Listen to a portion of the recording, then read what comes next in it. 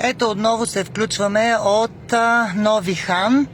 Тръгнали сме от Пловдив за София в 8 часа по магистрала Тракия. А в момента е 11 часа и сме в Нови хан. Не можем да стигнем, съответно срещата пропада. Предполагам, че хора гонят самолети, пътуват за други градове.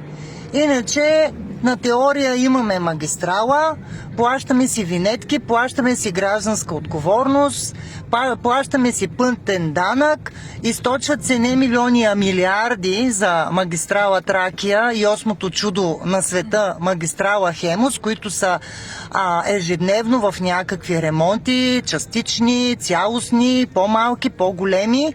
Искам да попитам господин Бойко Борисов, който се хвали с магистралите, които е построил, защо трябва аз да плащам винетка, гражданска отговорност и пътен данък, когато в 21 век пътувам от Пловдив за София между 4 и 5 часа, а по времето на социализма, който беше толкова лош по думите на някои хора, пътувахме за 2 часа. На кому е нужна магистрала и магистрали, които служат единствено и само за освояване на едни народни пари, един пладнишки обир на българските граждани, които ние трябва да се тормозим ежедневно по пътищата, да си проваляме пътуванията, срещите, работата, да търпиме загуби. Кой ще покрие днеска нашите загуби от това, че аз вече трети час съм на пътя, хъба гориво, губя време, пропада ми целият ангажимент. Искам да попитам господин Бойко Борисов, кой ще ми покрие днеска загубите за пропуснатото време, за пропуснатите средства, като в същото време аз съм един съвестен гражданин и си плащам всички необходими данъци и такси.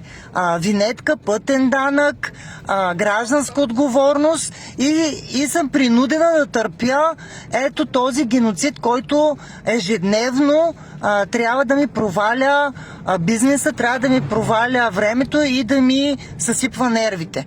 Очаквам господин Бойко Борисов и приближените, както и АПИ ли беше? АПИ-то да ни отговори на този въпрос, да излезат и там на трибуната, вместо да седат цял ден и да ядат кебабчета за 30 стинки в Народното събрание, да излезнат и да дадат обяснение на кому е нужно цялата тая схема за източване на милиарди, освен на тях, защото народа не само, че не реализира никакви дивиденти от това безобразие, лоши пътища, тотално съсипан транспорт, но търпим и загуби. Айде да престанеме вече, тогава аз ще обява гражданско неподчинение, няма да си плащам повече нито пътен данък, нито гражданска отговорност, нито винетка. Защото цялата тая администрация с стотици хора на хранилка абсолютно никаква работа не вършат. Дори да приемем, че се е случила катастрофа, която разбрахме, че е станала между 6 и 7 сутринта, какво се случва? Сега в момента е 11. 5 часа няма кой да оправи пътя. Обикаляме тук из Нови хан, патрулки навсякъде.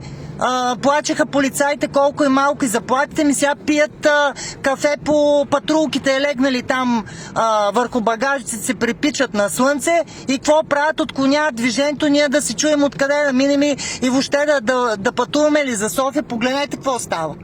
Да пътуваме ли, ще стигнем ли, няма ли да стигнем и какво да правим? Целият ни ден е пропаднал.